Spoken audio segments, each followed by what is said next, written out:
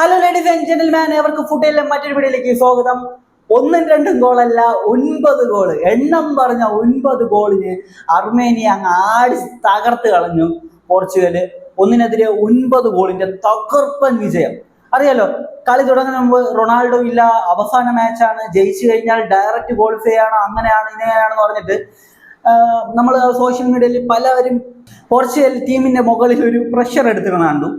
Pressure, what pressure, അടിച്ച് തൂഫാനാക്കി കളഞ്ഞു. അപ്പോൾ ഈ ഒരു മാച്ചിലേക്ക് വന്നു കഴിഞ്ഞാൽ ബ്രൂണോ ഫെർണാണ്ടസിന്റെ ഹാട്രിക്ക്, അതുപോലെ തന്നെ ജോൺ നെവാസിന്റെ ഹാട്രിക്ക്, പിന്നെ വർഗയുടെ ആദ്യത്തുള്ള അദ്ദേഹമാണ് നേടിയത്. പിന്നെ ഗോൺസാലോ റാമോസ്, റൊണാൾഡോ ഇല്ലാത്ത ആ ഒരു പൊസിഷനിൽ, റൊണാൾഡോയുടെ പൊസിഷനിൽ അദ്ദേഹമായിരുന്നു കളിച്ചിരുന്നത്, ഗോൾ സ്കോർ ചെയ്തിട്ടുണ്ട്. പിന്നെ അവസാനം കോൺഫിസ്കെ, അറിയാലോ, പോർച്ചുഗലിന്റെ ഫാവിയാണ്, അപ്പോൾ അദ്ദേഹവും ഗോൾ സ്കോർ ചെയ്തിട്ടുണ്ട്. അങ്ങനെ 9 ഗോളിന്റെ തകർപ്പൻ വിജയം. തുടക്കത്തിൽ 18-ാം മിനിറ്റിൽ അർമേനിയ ഒരു ഗോൾ തിരിച്ചടിക്കുകയും ചെയ്തിരുന്നു. ഓൾറെഡി അറിയാലോ, അർമേനിയ ഒരു ചെറിയ രാജ്യമാണ്, 104-ാം റാങ്കിങ് ഉള്ള രാജ്യമാണ്. അപ്പോൾ ഈ ഒരു മാച്ചിലെ പെർഫോമൻസിലേക്ക് വന്നു കഴിഞ്ഞാൽ ബ്രൂണോ ഫെർണാണ്ടസിന് 10 ഔട്ട് ഓഫ് 10 റേറ്റിംഗ് ആണ്. കിടിലം പെർഫോമൻസ്, ഹാട്രിക്. അതുപോലെ ജാവോ നവാസിനും 9.9 റേറ്റിംഗ് ആണ്. കിടിലം പെർഫോമൻസ് ആയിരുന്നു ജാവോ നവാസ് നടത്തിയത്. പിന്നെ വർഗ ആ ഒരു ഡിഫൻസിൽ കിടിലം പെർഫോമൻസ് നടത്തി, 8.1 ആണ് റേറ്റിംഗ്. എല്ലാവരും മികച്ച പെർഫോമൻസ്. നിങ്ങളൊന്ന് നോക്കുക, Joao Neves, Vitinha, Bruno Fernandes, Bernardo Silva, midfield എന്താ, ഏത് റേറ്റ് മിഡ്ഫീൽഡാണ്! ഇതുപോലത്തെ ഒരു മിഡ്ഫീൽഡ് വേറെ ഏതെങ്കിലും ടീമിലുണ്ടോ?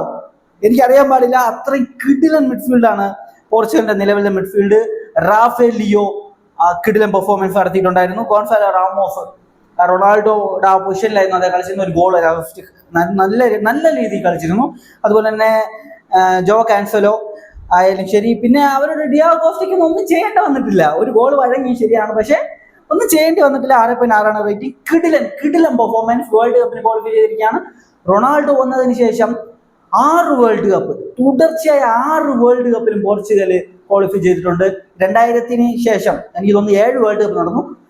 7ാമത്തെ വേൾഡ് കപ്പാണ് അടുത്ത വർഷത്തെ വേൾഡ് കപ്പ്. 7 വേൾഡ് കപ്പും പോർച്ചുഗൽ ക്വാളിഫൈ ചെയ്തിട്ടുണ്ട്. അറിയാലോ, റൊണാൾഡോയ്ക്ക് മുമ്പ് 2000-ന് മുമ്പ് പോർച്ചുഗൽ ആകെ ക്വാളിഫൈ ചെയ്തിരുന്നത് 3 വേൾഡ് കപ്പാണ്. ഇവിടെ ഇപ്പോൾ 7 വേൾഡ് കപ്പാണ് പോർച്ചുഗൽ 2000-ന് ശേഷം ക്വാളിഫൈ ചെയ്തിട്ടുള്ളത്. അതിലും റൊണാൾഡോയ്ക്ക് ശേഷം 6 വേൾഡ് കപ്പിൽ തുടർച്ചയായി പോർച്ചുഗൽ ക്വാളിഫൈ ചെയ്തു. അടുത്ത വേൾഡ് കപ്പ് നേടാൻ ഏറ്റവും കൂടുതൽ സാധ്യത ഉള്ള ഒരു ടീം തന്നെയാണ് പോർച്ചുഗൽ. അവരുടെ ആ ഒരു ടീം നോക്കുക, അതായത് ഡിയാഗോ കോസ്റ്റ, പിന്നെ ജാവോ ക്യാൻസലോ, അതുപോലെ തന്നെ പിന്നെ അറിയാലോ, പോർച്ചുഗീസ് ലെഫ്റ്റ് ബാക്ക് പൊസിഷനിൽ ഒരു കിടിലൻ താരമുണ്ട്, ന്യൂനോ മെൻഡസ്. പിന്നെ വർഗ, റൂബൻ ഡയസ്, ഡിഫൻസ് സെറ്റാണ്. പിന്നെ Neves, Vitinha, Bruno Fernandes, Bernardo Silva, Rafael Leao, റൊണാൾഡോയും കളിപ്പിച്ചു കഴിഞ്ഞാൽ ഈ ടീം കപ്പടിക്കും, ഉറപ്പായിട്ടും കപ്പടിക്കും. അടുത്ത വേൾഡ് കപ്പ് പോർച്ചുഗൽ തൂക്കും എന്നതിലൊരു സംശയം വേണ്ട. അതായത് ആ റേഞ്ച് ടീമാണ് പോർച്ചുഗലിനുള്ളത്. ഞാൻ ആ എക്സൈറ്റ്മെന്റിലാണ് ഈ ഒരു വീഡിയോ ചെയ്യുന്നത് കേട്ടോ. മാച്ച് കണ്ടതിൻ്റെ ഒരു എക്സൈറ്റ്മെന്റ്, കാരണം അത്രയും പ്രഷർ ഇട്ട് കണ്ട ഒരു മാച്ചാണ്. സംഭവം സെറ്റാക്കി. 9 ആരും പ്രെഡിക്റ്റ് ചെയ്തിരുന്നില്ല. ഞാൻ വിചാരിച്ചിരുന്നത്, അതായത് ഇവര് ഈ ഒരു അർമേനിയയുടെ ഹോമിൽ ഒരു മാച്ച് കളിച്ചിരുന്നു. അതായത് ആ മാച്ചിന്റെ റിസൾട്ട് എന്ന് പറയുന്നത്, ഒരു മിനിറ്റ് നോക്കട്ടെ, ആ മാച്ചിലെ റിസൾട്ട് അർമേനിയ 5 ഗോള്, ആദ്യത്തെ മാച്ചിൽ തന്നെ 5 ഗോള് അടിച്ചിരുന്നു. അപ്പൊ ഈ ഒരു മാച്ച് ഞാൻ നേരത്തെ ഇട്ട വീഡിയോ ഞാൻ പറഞ്ഞിരുന്നു, ജയിക്കാവുന്നതേ ഉള്ളൂ, ഈസി ആയിട്ട് തോപ്പിക്കാൻ പറ്റുന്ന ഒരു ടീമാണ്. പക്ഷെ അറിയാലോ, പ്രഷറൊക്കെ വന്നു കഴിഞ്ഞാൽ ചിലപ്പോൾ എന്താവും അറിയാൻ പാടില്ല. റൊണാൾഡോയും ഇല്ല, പക്ഷെ ഒന്നും സംഭവിച്ചിട്ടില്ല. ഒന്നിനെതിരെ 9 ഗോളിന് അവര് കറുത്ത തുണിയിട്ടിട്ട് വന്നിട്ട് അത് കരിയിച്ച് കളഞ്ഞു. അപ്പോൾ ഈ ഒരു മാച്ചിനെ കുറിച്ചുള്ള നിങ്ങളുടെ ഒപ്പീനിയൻ കമന്റ് ബിലോ. മറ്റൊരു വീഡിയോ കാണുന്നതായിരിക്കും. ബൈ ബൈ വിത്ത് ഫുട്ടേൽ.